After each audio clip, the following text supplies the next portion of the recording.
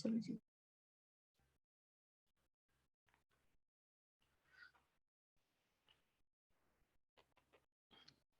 हाँ जी, सबके लिए नमस्कार और सुमध्यानम। नमस्कार सर। हाँ जी, हम अच्छा अनिल, आप भी जुड़ गए हो, चलिए बढ़िया है। आज हम इस कक्षा में जो चर्चा करेंगे वो हम रिसर्च से रिलेटेड चर्चा करने जा रहे हैं आप सभी से कि जो रिसर्च है, कल पिछली कक्षा में हमने जाना था कि रिसर्च की परिभाषा क्या है, अर्थ क्या है और उसकी विशेषताओं के बारे में हमने जाना था कि रिसर्च बार बार किसी भी तथ्य की बार बार खोज करना, तथ्यों का संधान करना, सत्य की प्राप्ति करना और पुनः परीक्षण, पुनरावलोकन, ये सारे शब्द जो हम रिसर्च के लिए प्रयोग किए जाते हैं। समस्याओं के समाधान के लिए व्यवस्थित रूप से, बौद्धिक ढंग से, वैज्ञानिक पद्धति से, उनके प्रयोग से जो समस्याओं का निदान किया जाता है वो रिसर्च है। इसके अलावा भी हमने जाना था कि अनुसंधान, शोध वह क्रमबद्ध प्रक्रिया है जिसमें वैज्ञानिक उपकरणों का प्रयोग किया जाता है और ज्ञान का परिमार्जन होता है, विकास होता है, नए तथ्यों की खोज होती है, वो शोध है। इसके अतिरिक्त हमने जाना था कि रिसर्च के सोपान कौन कौन से हैं, तो उसमें जिन सोपानों के माध्यम से हम समस्याओं का निदान करते हैं, जैसे कि समस्या की पहचान, परिकल्पना का निर्माण, तथ्य और प्रतत्वों का संकलन, संकलित तथ्यों का विश्लेषण, उनका परीक्षण और उसकी अभिव्यक्ति आदि चरणों से होते हुए हम रिसर्च की प्रक्रिया तक पहुंचते हैं। आज हमें और हमने विशेषताएं भी जानी थी रिसर्च की, विशेषताएं कौन कौन सी हैं। जैसे विश्वसनीयता होना चाहिए, इसके साथ साथ में वस्तुनिष्ठता, ऑब्जेक्टिविटी और निश्चयात्मक हो, वैध हो और वैध में बाह्य वैधता, आंतरिक वैधता हो, यथार्थता भी हो रिसर्च में, वस्तुनिष्ठता हो और सामान्यीकरण भी हो, कार्यकरण का संबंध हो, ये और तार्किक हो। ये सारी बातें हमने रिसर्च के टॉपिक के अंतर्गत हमने जानी थी। आज हमें जानना है कि शोध की प्रकृति क्या होती है, नेचर ऑफ रिसर्च और ऑब्जेक्टिव्स ऑफ रिसर्च और टाइप्स ऑफ रिसर्च। इन तीन बिंदुओं पर हमें विचार करना है। जो तीन बिंदु हैं, इन तीन बिंदुओं पर हमें विचार करना है। सबसे पहले हम प्रकृति पर चर्चा करते हैं। कोई भी विषय हो, व्यक्ति हो अथवा कार्यालय हो या आपका जॉब प्लेस हो, तो आपको सबसे प्रथमतः क्या काम करना होता है? हम वहां की प्रकृति समझते हैं, वहां के लोगों की प्रकृति समझते हैं, मैनेजमेंट की प्रकृति समझते हैं कि यहाँ की मैनेजमेंट की प्रकृति क्या है। या हम कहीं यात्रा करने जाते हैं तो हम जो नए लोगों से मिलते हैं उसकी प्रकृति जानते हैं, फिर हम सहयोग की अपेक्षा उससे भी रखते हैं अथवा वो भी हमारा सहयोग हमारी प्रकृति को देख करके, हमारे स्वभाव को देख करके, हमारे नेचर को देख करके करता है। क्योंकि स्वभाव की जहां तक बात है तो हम पढ़ते हैं वस्तु का स्वभाव धर्म है। अग्नि का स्वभाव जिस प्रकार से जलाना है, तो जल का स्वभाव शीतलता है, चंदन का स्वभाव शीतलता है और अन्य जो तत्व हैं उन तत्वों के स्वभाव अलग अलग हैं।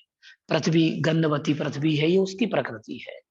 अग्नि की प्रकृति जलाने की प्रकृति है, वो शीतलता नहीं देगी। इसी प्रकार से ऐसे बहुत सारे तत्व होते हैं जिनकी प्रकृति को हमें जानना होता है, समझना होता है। इसी प्रकार से हम समझ रहे हैं कि रिसर्च की प्रकृति क्या है।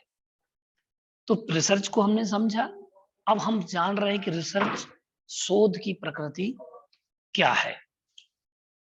इस शोध की प्रकृति में हमें जानना होगा और समझना होगा कि हम किस आधार पर काम करें। तो इसमें हम देखते हैं सबसे पहला मैंने जो रिसर्च का जो गुण है वही प्रकृति है, क्योंकि गुण का और गुणी का दोनों का आपस में संबंध रहता है। गुण और गुणी का संबंध होता है, और इसी प्रकार से संधान और संधेय, संधाता और संधेय का संबंध होता है। और जानते भी हैं हम कि जहां अग्नि का वास वहीं देखा जाएगा, जहां धुआं है वहां अग्नि है। ये संबंध है, कार्य कारण संबंध। और इसी प्रकार से शोध की प्रकृति, सबसे पहली प्रकृति होती है अनुसंधान अपनी प्रकृति में वस्तुनिष्ठ तथा तथ्यात्मक होता है। ये प्रथम प्रकृति है शोध की, वस्तुनिष्ठ ऑब्जेक्टिव और तथ्यात्मक होता है। वह पूर्वाग्रह से रहित होता है, उससे ग्रसित नहीं होता। पूर्व धारणाओं का हमें त्याग करना होगा। एक सच्ची शोधार्थी को अगर अपने शोध के साथ न्याय करना है तो वह पूर्व की अवधारणाओं का क्या कर दे, त्याग करे। जब तक वह पूर्व की अवधारणाओं का त्याग नहीं करेगा तब तक उसका शोध में वस्तुनिष्ठता नहीं आएगी। तो शोध वस्तुनिष्ठ होना चाहिए, वस्तुनिष्ठ ही होता है, उसकी मुख्य प्रकृति है। और फैक्चुअल तथ्यात्मक होता है, तथ्य से रहित नहीं होता। बिना तथ्यों के हम सत्य तक नहीं पहुंच सकते।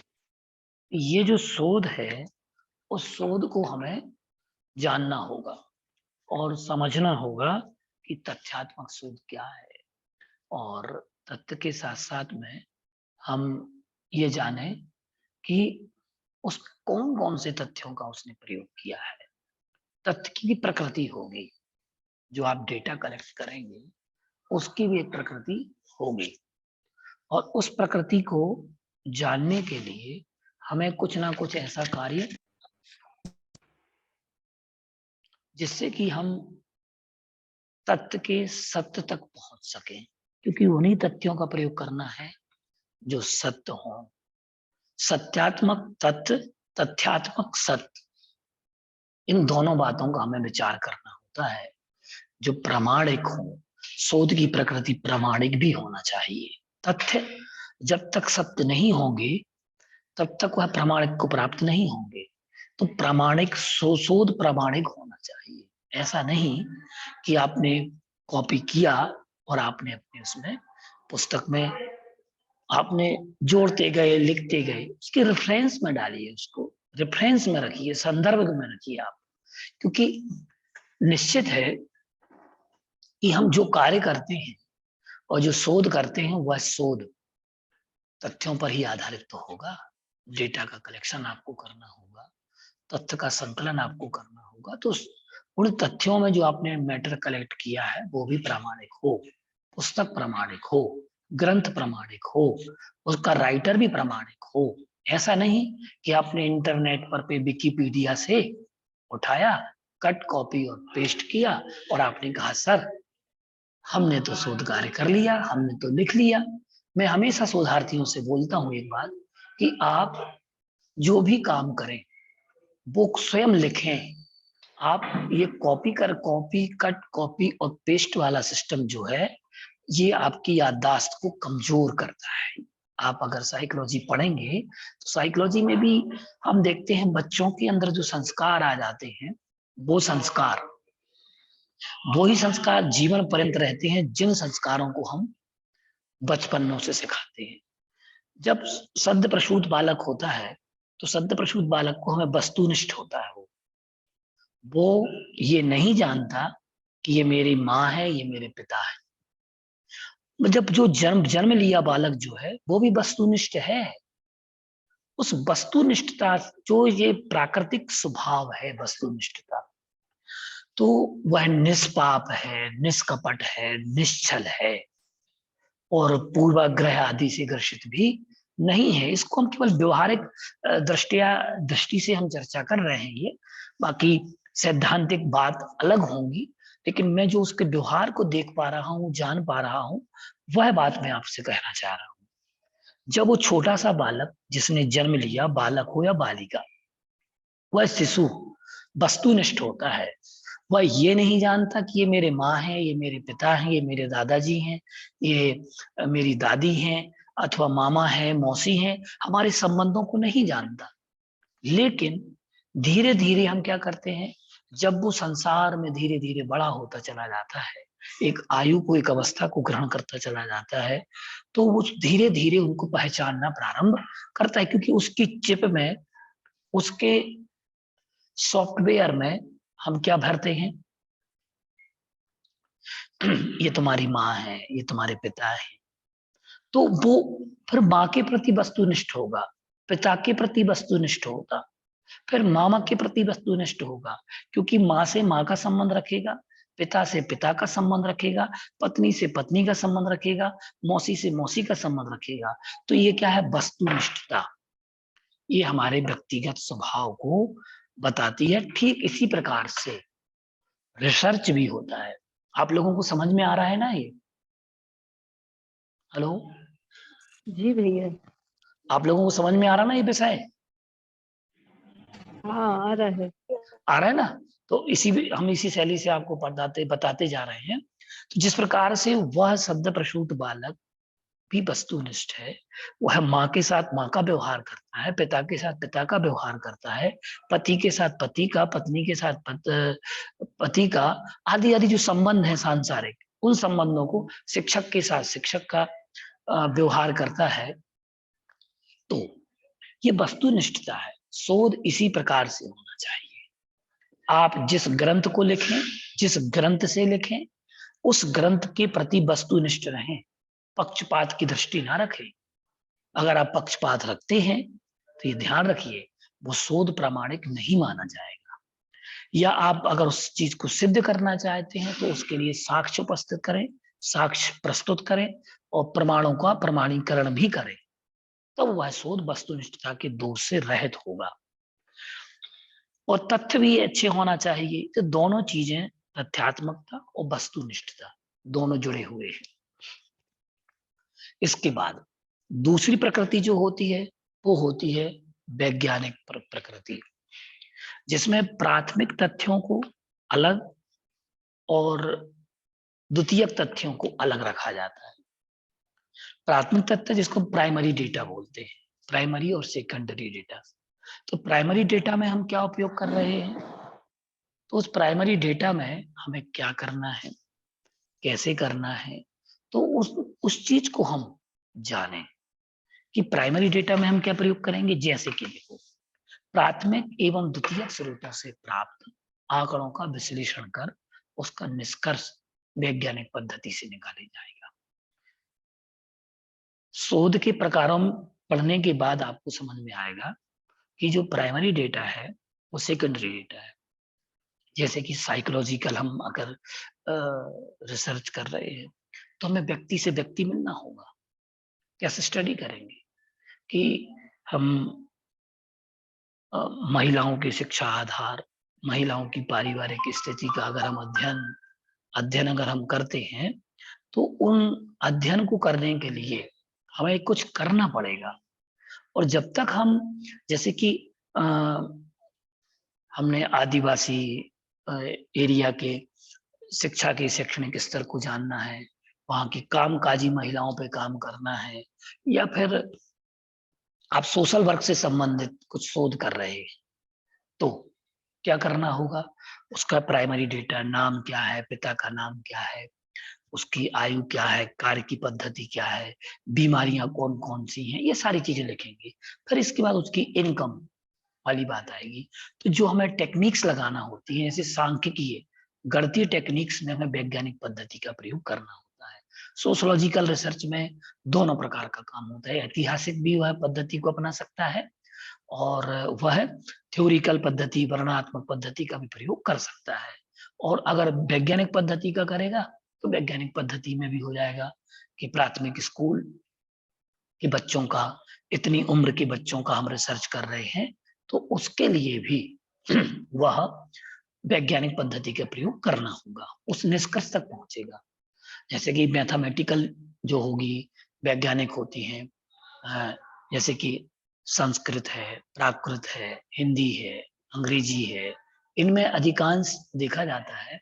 तो इनमें और फिलोसफी है, और इसके अलावा कहना चाहिए पॉलिटिकल साइंस की है, राजनीतिक विज्ञान से संबंधित है रिसर्च।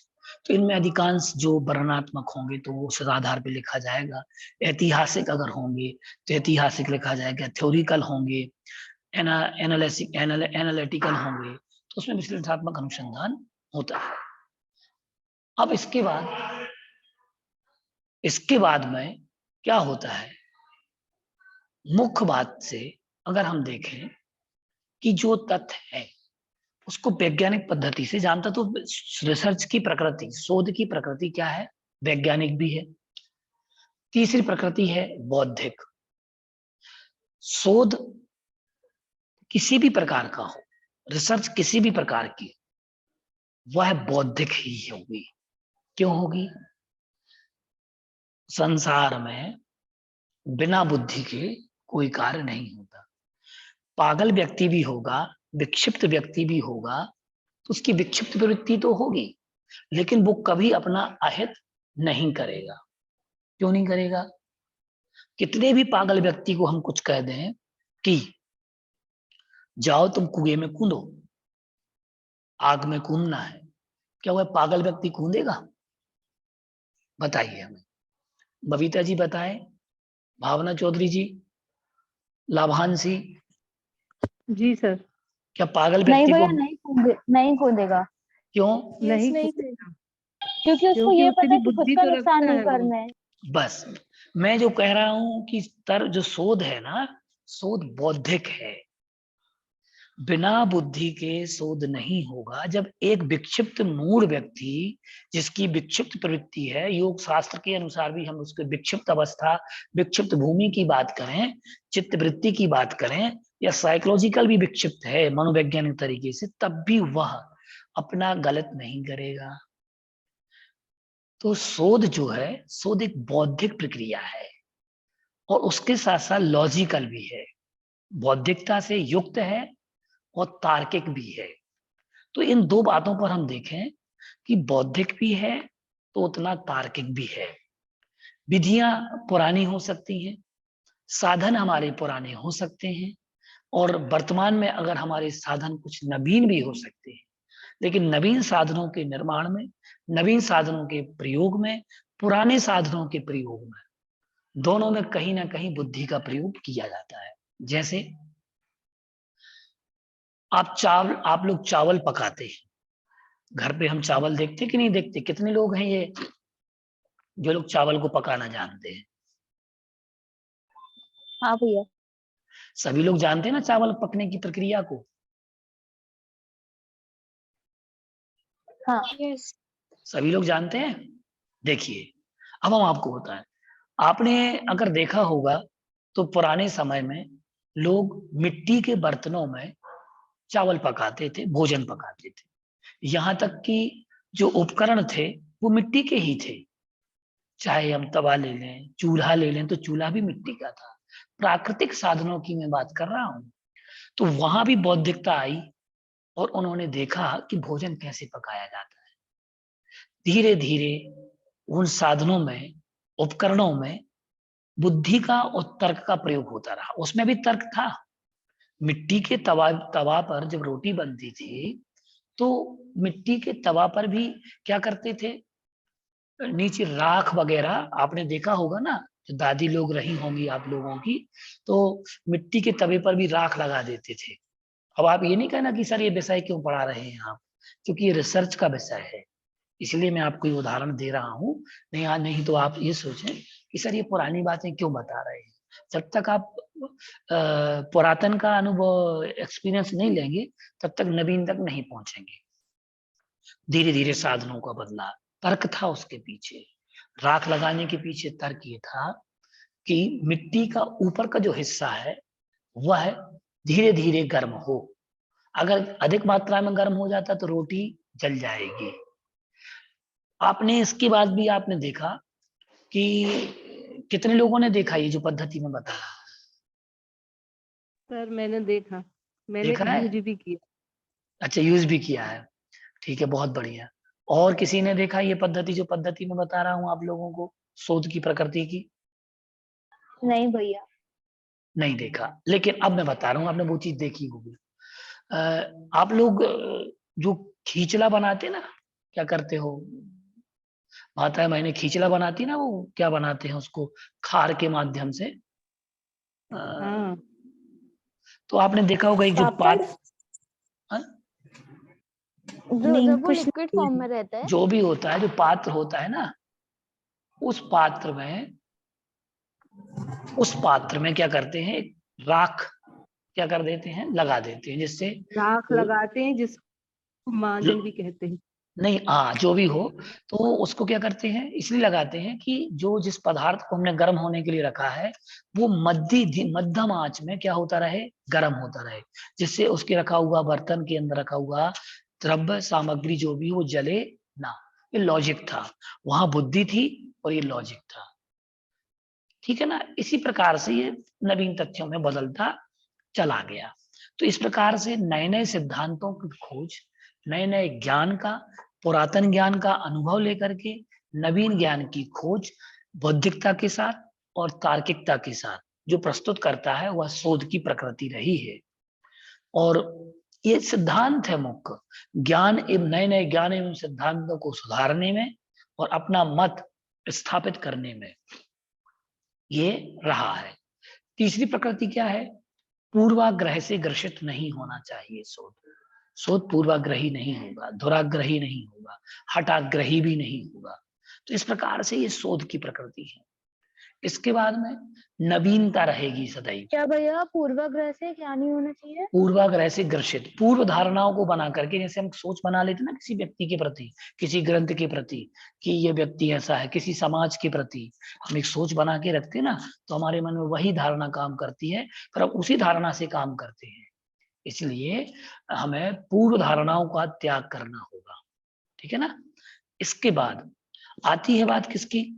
नवीनता को प्रदर्शित करता है, क्योंकि इसके द्वारा क्या करता है शोध, प्राचीन तथ्यों को, प्राचीन सिद्धांतों को विधियों में परिवर्तन कर नए नए तथ्यों, विधि, वस्तु की खोज करना इसका मुख्य प्रकृति होती है। नवीन तथ्यों का साक्षात्कार करना, नवीन तथ्यों की खोज करना, नई बातों को, नए सिद्धांतों को, पुराने सिद्धांतों में से नए सिद्धांतों को जन्म देना, निकालना, खोज करके निकालना, ये शोध की सबसे मुख्य मूल प्रकृति है। ये नेचर ऑफ रिसर्च है, बेसिक नेचर ऑफ रिसर्च है ये। तो उसको हमें उस तरीके से करना होगा जिससे कि वह कार्य अच्छे से संपादित हो सके। पुराने समय में जैसे आप देखिएगा, घड़ी की खोज कैसे हुई? पहले आपने देखा सूर्य घड़ियां चला करती थी। किसी ने देखी सूर्य घड़ी? नहीं सुना है लेकिन। सुना है बस। सुना है, अनुभव नहीं किया उसका। देखिए, ये टाइमिंग मशीन जो आई, कैसे आई? ये एरोप्लेन जो अभी आकाश मार्ग में उड़ते हैं, इसका बेसिक क्या है, आधार क्या है, कॉन्सेप्ट क्या था? कहीं ना कहीं आपने देखा होगा, आपने जैसे कि पद्म पुराण में वर्णित कहा गया कि रावण का कौन सा विमान था?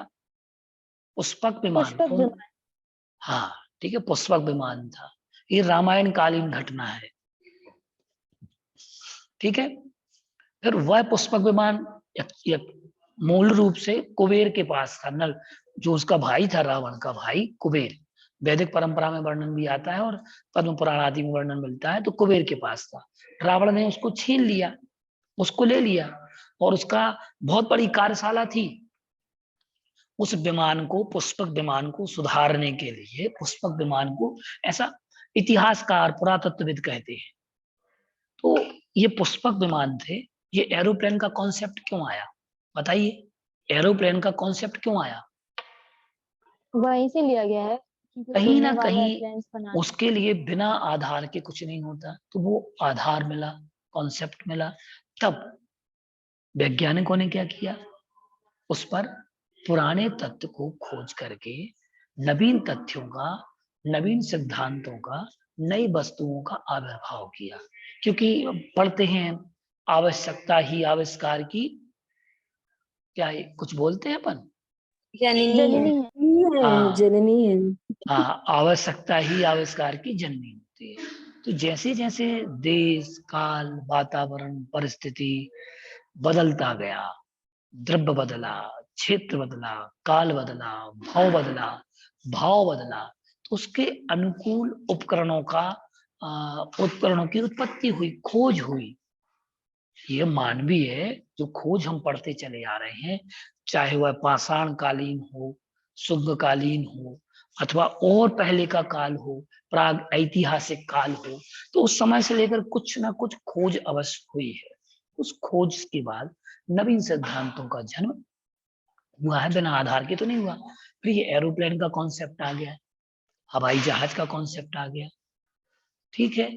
ऐसे कई सिद्धांत हमारे भरे पड़े हैं कि उससे क्या होता है।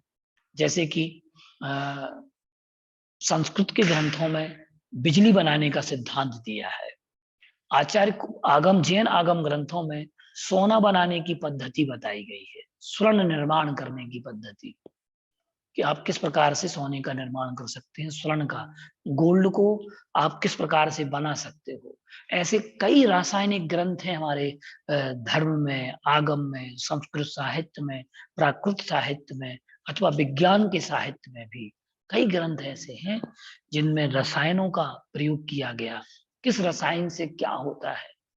ये जैसे आप देखते हैं आयुर्वेद सिद्धांत को अगर आप पढ़ें तो उसमें आप देखते हैं पारा की भस्म बनाई जाती है, स्वर्ण की भस्म बनाई जाती है, लोहे की भस्म बनाई जाती है, चांदी की भस्म बनाई जाती है। ये क्यों, ये कॉन्सेप्ट कहां से आया?